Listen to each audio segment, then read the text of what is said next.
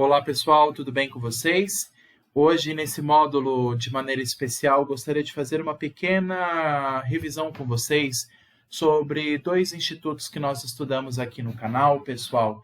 E eu estou vendo que está sendo perguntado bastante nas questões discursivas de segunda fase, como também cai muito em primeira fase da OAB, como vocês viram nas questões de primeira fase em direito tributário, assim também na segunda fase, inclusive em algumas teses na elaboração de peças processuais, às vezes perguntam as hipóteses de suspensão ou extinção do crédito tributário. Vamos só novamente tocar nesse assunto de maneira breve nesse bloco. Esse bloco é de revisão, de maneira geral, desses dois institutos. E gostaria de lembrar com vocês quais são as modalidades de suspensão e extinção do crédito tributário. Quando nós falamos sobre isso, pessoal, a primeira coisa que tem que ter em nossa mente é o seguinte: se eu estou falando de suspensão e extinção, é porque o crédito tributário já foi constituído. Como é que o crédito tributário é constituído? Lembra? Através do lançamento tributário, que é o ato administrativo realizado pelo fisco para dar materialidade, para dar liquidez, para dar certeza, para constituir um crédito tributário, para dar materialidade a uma relação jurídico-tributária. Mas esse crédito, uma vez constituído pelo lançamento, ele pode ser suspenso ou até mesmo extinto. O que garante a suspensão ou a extinção? E qual que é a diferença básica entre suspensão e extinção? Suspensão, pessoal, ela mantém a relação jurídica. Quando eu falo que um crédito tributário está suspenso, isso quer dizer que por um tempo ele não está sendo exigido, mas ele ainda existe.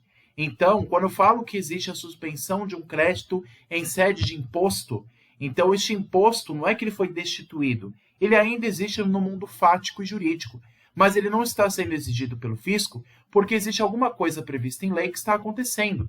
Por exemplo, uma ação na esfera judicial, que está impedindo com que esse crédito seja exigido. Então, existe uma suspensão do crédito e não a sua extinção. A relação jurídica ainda se mantém no tempo, mas a exigência do crédito ainda não está acontecendo, por isso que há uma suspensão. Agora, a extinção não. A extinção é mais profunda. Ela acaba, ela extingue, ela aniquila, ela destrói com a relação entre o Estado como fisco e a pessoa como contribuinte. Então, quando eu falo que um tributo foi extinto, como a gente vai ver, por exemplo, no caso do pagamento, paguei o meu tributo, paguei o meu carnê de IPTU, então foi extinta a minha relação jurídica. Eu não tenho mais relação com o município, nem o município comigo. Paguei, está quitado, extinto, acabou, foi eliminado.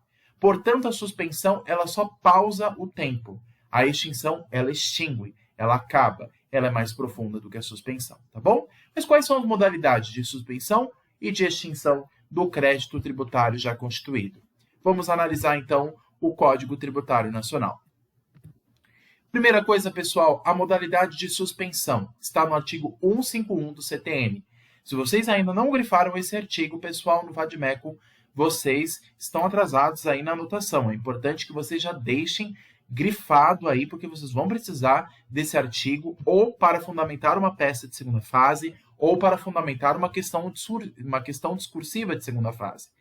Como também até na primeira fase sempre tem alguma questão que pergunta de hipóteses de suspensão ou extinção do crédito. Isso é tema clássico, pessoal, do direito tributário. Como é que são essas modalidades de suspensão? Então, estamos falando aqui de suspensão.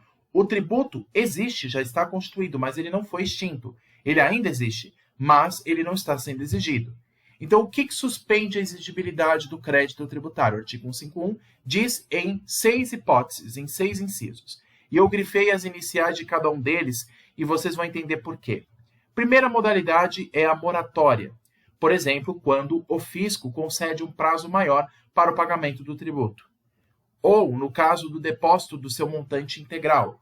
Então, vamos supor que numa fase, vamos imaginar, numa fase de... mesmo numa ação anulatória, embora não é obrigatório, conforme a súmula vinculante 28 do Supremo, não é obrigatório o depósito prévio para a propositura de uma ação anulatória. Tudo bem. Mas vamos supor que numa ação anulatória, o contribuinte queira fazer um depósito integral do valor como garantia. Ele pode fazer? Pode, não é obrigado, mas ele pode. E qual que é o benefício disso? Fica suspensa a exigibilidade do crédito. Aí o fisco não vai poder exigir esse crédito. Ou mesmo, por exemplo, naquela fase da execução fiscal, que aí já é uma fase mais profunda, né, que envolve uma fase mais específica, regida pela Lei 6.830 de 80, na fase de execução fiscal, nós não temos os embargos à execução fiscal. Para propor um embargo à execução fiscal, eu tenho que fazer o depósito do montante integral do tributo exigido. Então, também é uma modalidade de suspensão da exigibilidade do crédito. Outra modalidade, as reclamações e os recursos nos termos das leis reguladoras do processo tributário administrativo. Então, reclamações e os recursos na esfera administrativa. Propus alguma demanda na esfera administrativa, por exemplo, perante a Secretaria da Receita Federal, exigindo que aquele crédito tributário federal seja extinto, não seja cobrado. Então, se eu vou na esfera administrativa e proponho uma demanda, isso também é uma hipótese de suspensão da exigibilidade. Ou mesmo a concessão de medida liminar em mandado de segurança. Gente, isso daqui é clássico, hein? Já teve várias vezes em segunda fase que caiu questões sobre mandado de segurança. Mais de uma vez já foi perguntado o modelo de mandado de segurança, que é um remédio constitucional regido pela Lei 12.016 de 2009. E nesse mandado de segurança, que tem a formatação típico de uma ação judicial, ele mais ou menos tem a formatação do artigo 319 do CPC, ele segue a formatação geral do artigo 319 do CPC, o mandado de segurança tem um pedido que você anexa, que é, por exemplo, um pedido de medida liminar. Teve, por exemplo, pessoal, uma questão que caiu em segunda fase da OAB, perguntando do mandado de segurança preventivo, que é quando propõe o mandado de segurança antes do lançamento tributário. E ele é possível, ao invés de eu propor, por exemplo, uma ação declaratória de inexistência de relação jurídico-tributária. E junto com esse mandado de segurança, eu posso propor o quê? Uma medida liminar, um pedido de urgência. E a concessão desse pedido de urgência pela decisão do juiz de primeiro grau, em sede, no caso de mandado de segurança, e essa decisão é o que a gente chama de decisão interlocutória, uma decisão que concede uma medida liminar, essa decisão, ela suspende a exigibilidade do crédito. Mas cuidado, mesmo que ela suspenda a exigibilidade do crédito em sede de medida liminar, ela não vai impedir o lançamento desse crédito. O ato judicial não pode impedir o lançamento do crédito, porque o lançamento é um ato administrativo. Mas, mesmo o tributo lançado, ele não pode ser exigido enquanto a decisão judicial prevalecer. Tá? O que eu estou querendo dizer aqui, pessoal, é o seguinte: a concessão de medida liminar vai suspender a exigência do crédito, mas antes disso ela não tem como. Então, o fisco pode constituir o crédito tributário. Então, eu propus, por exemplo, uma ação, como eu falei, um mandado de segurança preventivo, pedindo para que o juiz exija que o fisco não me tribute, que o fisco não me exija um determinado tributo. O juiz ele pode conceder essa liminar no sentido de, olha, contribuinte, eu concedo a sua liminar e digo que você não deve pagar esse tributo por enquanto eu não tomo uma decisão judicial definitiva. Mas o que o juiz não pode fazer é impedir que o fisco lance. O fisco irá lançar o tributo, mas ele terá que respeitar a decisão judicial que concedeu a medida liminar em sede de mandado de segurança para que não exija o crédito. Ele pode até constituir o crédito, mas daqui para frente não. Por quê? Porque se concedeu uma medida liminar em sede de mandado de segurança preventivo, pedindo para que o crédito não seja exigido, então não pode ser exigido. O que eu estou querendo dizer é, daqui da decisão judicial em sede de medida liminar, que concedeu uma medida liminar, antes ela não impede que o fisco possa lançar o tributo. Mas uma vez constituído esse crédito tributário pelo lançamento, ele não vai poder avançar. Por quê? Porque a concessão de medida liminar suspende a exigibilidade. Ela não suspende a constituição do crédito, mas ela suspende que o crédito seja exigido. O crédito pode ser até constituído por um lançamento, mas daqui para frente ele não vai poder mais ser exigido enquanto tiver sido concedido o pedido judicial em sede de medida liminar. Então, o máximo que o fisco pode fazer é lançar o tributo. Depois disso, ele não pode exigir o crédito enquanto, mesmo o crédito constituído pelo lançamento, ele não pode, uma vez constituído o crédito pelo lançamento, ele não pode avançar mais do que isso.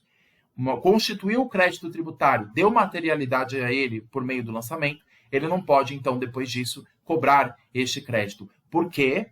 Porque existe uma decisão judicial que concedeu a medida liminar e mandado de segurança. Essa é a hipótese do inciso 4, tá? Se não ficou claro, por favor, deixem as dúvidas aqui e eu vou esclarecendo vocês. Vamos lá. Inciso 5.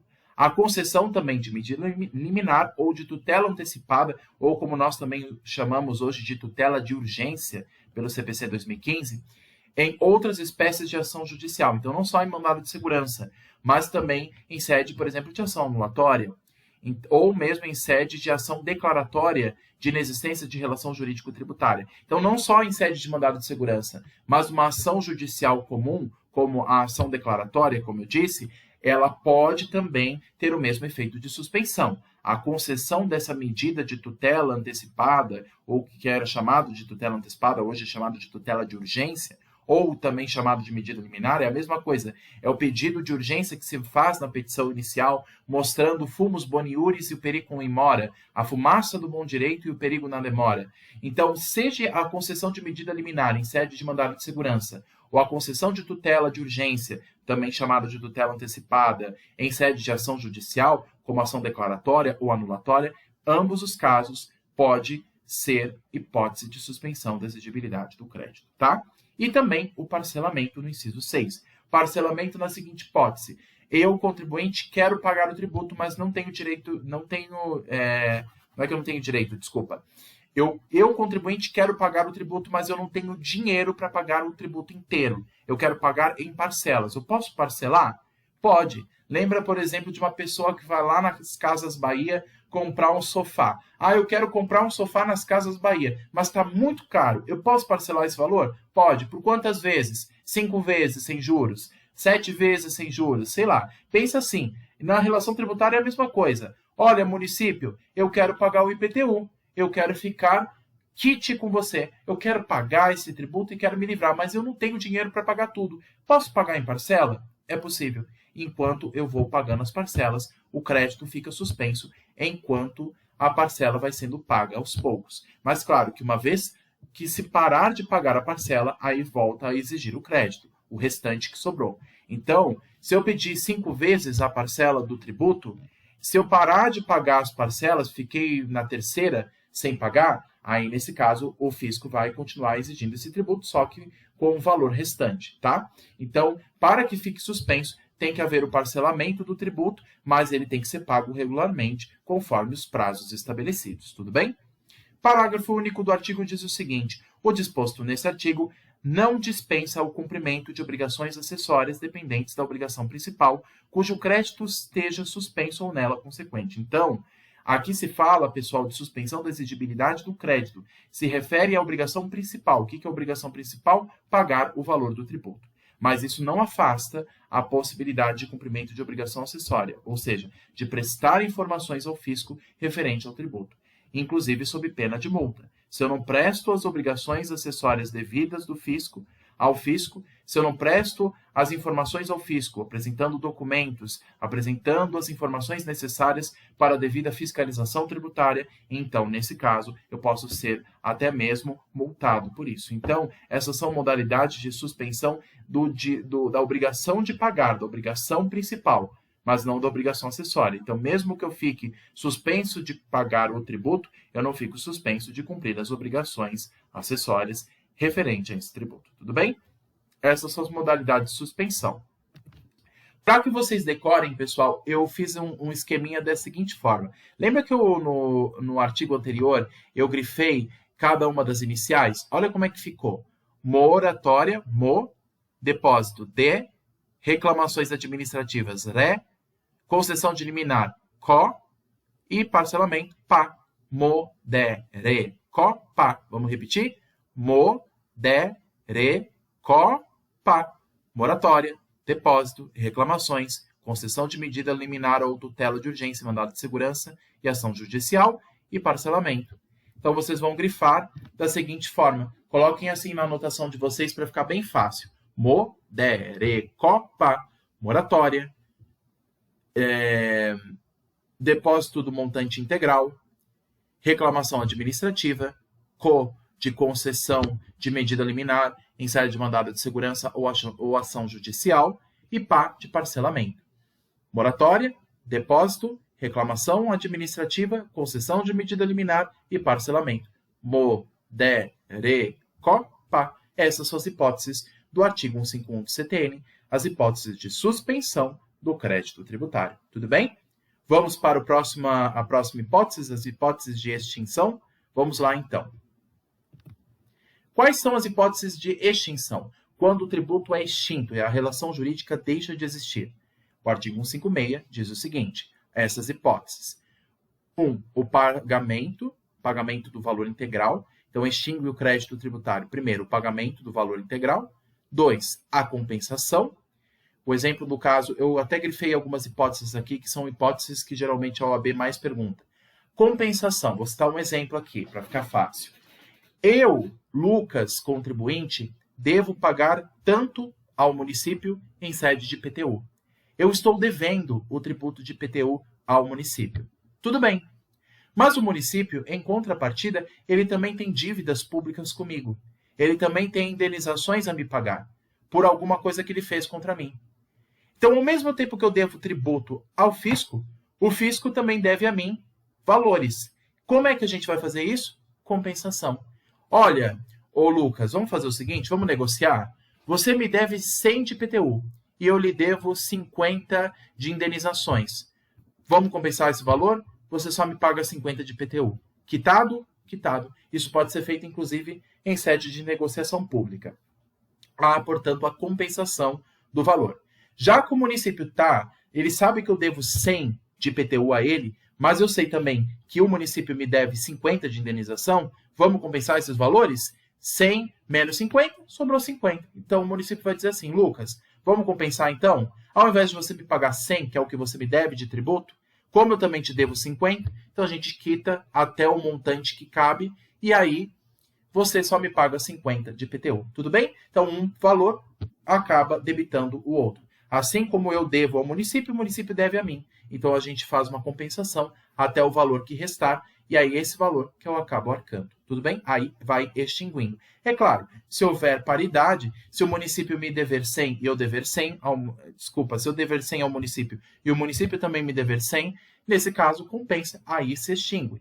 Então, você não me cobra de IPTU e eu não exijo a minha indenização. Vamos supor que ambos fossem o mesmo valor, R$100. Nesse caso, há um kit. Você me deve, eu te devo, então vamos resolver aqui, a gente se quita e está tudo certo. Isso é compensação. Outra hipótese, a transação. Outra hipótese também, a remissão. Remissão, pessoal, para ficar claro, isso é uma hipótese que cai bastante. Remissão lembra um nome que, inclusive, a gente usa até na religião. Não sei se vocês já ouviram falar na religião cristã, mais especificamente na católica, que diz assim, a remissão dos pecados. O que isso significa? Remissão significa perdão. O perdão de alguma coisa, de alguma dívida, de algum pecado, como eu disse aqui. Então, a remissão de um tributo é o perdão que se concede. Então, vamos supor que o município, ao ver que eu estou devendo IPTU, ele decide fazer uma remissão. Eu vou remir o Lucas de pagar esse valor. É o perdão da dívida tributária. E aí ele extingue o crédito. Faço a remissão desta dívida. Isso também ocorre muito com multa. Então, pode acontecer, por exemplo, do município me aplicar uma multa de trânsito, por exemplo. E a multa de trânsito é um valor que se deve pagar ao município. A multa é uma penalidade pecuniária. Ela não é um tributo, porque o tributo não é sanção. Mas a multa é uma penalidade pecuniária que se deve pagar. Ok. Vamos supor que o município, ao ver que eu estou multado, ele resolve perdoar a minha dívida. Isso se chama o quê? Remissão. E aí se extingue o crédito. Uma outra hipótese, pessoal, e essa despenca, hein, pessoal? Essa não só cai, ela despenca. Hipótese do inciso 5. Prescrição e decadência. Gente, eu falei isso aqui no canal inúmeras vezes. Decadência e prescrição. Nós estudamos sobre isso, pessoal. O que é decadência? Prazo de 5 anos. Prescrição, também de 5 anos. Quando que começa um, quando que começa o outro? Do fato gerador até o lançamento do crédito tributário, o fisco tem quanto tempo? 5 anos. E esse é o prazo decadencial. É o prazo antes do lançamento. Desde a percepção do fato gerador até a constituição do crédito tributário pelo lançamento. O fisco tem 5 anos do fato gerador para lançar o tributo. Se ele não fizer isso no prazo devido de 5 anos, há a decadência de se constituir o crédito. Mas uma vez constituído esse crédito pelo lançamento, daqui até a ação de execução fiscal, ele tem 5 anos para propor esta execução. Do contrário, há a prescrição da exigência do crédito tributário. Então, uma vez lançado o crédito, uma vez constituído, materializado o crédito tributário, ele vai ter o prazo de 5 anos contado do lançamento para propor uma ação de execução fiscal. Se ele não o fizer, se o Estado não o fizer, ele perde o direito de exigir esse crédito constituído. E o que isso se chama? Prescrição do prazo. E qual que é o prazo de prescrição? Também de 5 anos. Tudo bem? A conversão também de depósito em renda, hipótese do inciso 6. 7. O pagamento antecipado e a homologação do lançamento nos termos do artigo 150, parágrafos 1º e 4º. A consignação em pagamento, nos termos do disposto do parágrafo 2º do artigo 164. Lembra que a gente estudou, pessoal, sobre a ação de consignação em pagamento? O que é a ação de consignação em pagamento? Vocês lembram? É quando eu, contribuinte, digo o seguinte: eu quero pagar o tributo. Eu não quero brigar judicialmente, mas eu não estou conseguindo pagar esse tributo. Eu quero pagar, só que o fisco não está deixando. Eu estou indo ao município dizendo: município, eu devo IPTU, eu quero pagar esse IPTU e quero ficar quitado dessa dívida. Mas toda vez que eu venho aqui na prefeitura, vocês rejeitam o meu pagamento. Ou estabelecem uma condição muito difícil para eu pagar. Ou, pior ainda, eu até citei esse exemplo também, que eu posso propor uma ação de consignação em pagamento. Por exemplo, quando existe a bitributação. Eu tenho uma casa urbana, um imóvel, uma casa, que está no limite de 2 municípios. Uma casa que está entre a cidade de São Paulo e a cidade de Osasco, para quem conhece aqui a região. Osasco e São Paulo. Quem é que vai me exigir IPTU? A Prefeitura de Osasco ou a Prefeitura de São Paulo? Vamos supor que ambas queiram exigir o mesmo tributo. São Paulo está me exigindo, Osasco também está. Para quem que eu vou pagar? Eu quero pagar IPTU, mas eu não sei para quem. Se é para São Paulo, se é para Osasco, ou mesmo se é para o mesmo ente tributante, vamos supor que é para Osasco que eu devo pagar IPTU. Mas eu estou tentando pagar, mas a prefeitura não está aceitando. Eu estou oferecendo formas de pagamento, a prefeitura não está aceitando. Toda vez que eu chego na prefeitura, eles estabelecem alguma dificuldade, algum empecilho, alguma condição abusiva. Eu quero pagar esse tributo, eu quero extinguir esse crédito, mas eu não estou conseguindo. Então, nesse caso, o que eu faço? Proponho uma ação judicial chamada ação de consignação em pagamento. Eu vou ao juiz, apresento o meu pedido, que é que o juiz, por decisão judicial, determine a quem eu devo pagar o tributo e que ele aceite o meu pagamento e que, portanto, seja extinto o crédito tributário. É isso que eu quero. Eu digo ao juiz: excelência, eu devo pagar esse tributo e eu quero pagar, mas eu não estou conseguindo por tais e tais motivos. Portanto, eu quero que, por essa decisão judicial, o senhor decida que o fisco competente para me cobrar esse tributo é tal, ou que ele deve aceitar o meu pagamento e não colocar empecilhos a isso. Então, isso é ação de consignação em pagamento. E em sede de ação de consignação em pagamento, pode haver também a extinção do crédito tributário. Tudo bem? Nós estudamos esse tipo de ação. A decisão administrativa irreformável, assim entendida a definitiva na órbita administrativa, que não mais possa ser objeto de ação anulatória. Então, uma decisão administrativa irreformável, por exemplo, uma decisão de última instância administrativa. Nós temos as instâncias administrativas. Vamos supor, a instância máxima lá, o CARF, Conselho Administrativo de Recursos Fiscais, no âmbito federal. A decisão do CARF é a decisão definitiva no âmbito administrativo tributário federal. É a última instância administrativa. É claro que a decisão administrativa irreformável, se ela for de último grau, melhor. Agora, ela pode ser extinta já desde o primeiro grau. Se a decisão administrativa de primeiro grau, vamos supor, no âmbito da Secretaria da Receita Federal, isso falando no âmbito federal, fui lá na Secretaria da Receita Federal e fui propor uma ação contra o Fisco Federal pedindo que seja extinto aquele crédito. Vamos supor que a autoridade administrativa da Receita conceda o meu pedido. Uma vez concedido em primeira instância, o fisco não vai poder recorrer à segunda instância administrativa. Ele vai ter que aceitar a decisão em primeiro grau. Diferente da esfera judicial. Na esfera judicial, se o fisco Desculpa, se na esfera judicial o juiz concede o meu pedido favorável, então eu, contribuinte, fui ao juiz de primeiro grau e ele concede o meu pedido, o fisco, não contente, ele pode recorrer da decisão ao tribunal superior e esse tribunal reformular a decisão de primeiro grau. Isso pode ocorrer, mas na esfera judicial, não na administrativa. Na administrativa, se a decisão de primeiro grau for favorável ao contribuinte, então já está definitiva a decisão e, nesse caso, extingue-se o crédito tributário. Aí é um inciso 9º, tá? Inciso 10º. A decisão judicial passada em julgado, ou seja, a decisão que já está totalmente definida. E inciso 6, a dação em pagamento em bens imóveis na forma e condições estabelecidas em lei. Aí o parágrafo único diz: a lei disporá quanto aos efeitos da extinção total ou parcial do crédito sobre a ulterior verificação da irregularidade de sua constituição, observando o disposto nos artigos 144 e 149. E uma outra coisa também, pessoal, que eu gostaria de acrescentar aqui. O fisco pode extinguir por si mesmo o crédito tributário? Vamos supor que a Receita Federal me cobra um determinado imposto federal. Só que a Receita Federal descobre por si mesma que aquele lançamento que ela efetuou é ilegal. Então, vamos imaginar, eu, contribuinte Lucas, sou imune de pagar imposto de renda. Sou um ente imune. Vamos supor que, sei lá, eu acho que fica mais difícil nesse exemplo, mas vou citar um outro exemplo. Vou pegar um exemplo de um ente imune, um partido político. Partido político é um ente imune de imposto? Sim, segundo o artigo, salvo engano, 150 ou 153 da Constituição. Desculpa, 150 da Constituição. O artigo 150 da Constituição fala dos entes, das pessoas físicas e jurídicas que são imunes de pagarem qualquer tipo de imposto. Isso só serve para imposto. Um partido político, ele é imune de pagar imposto, inclusive impostos federais.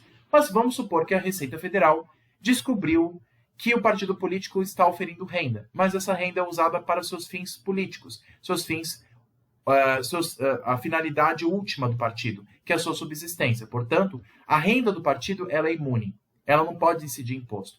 Mas vamos supor que a Receita Federal tenha cobrado o imposto de renda deste partido político.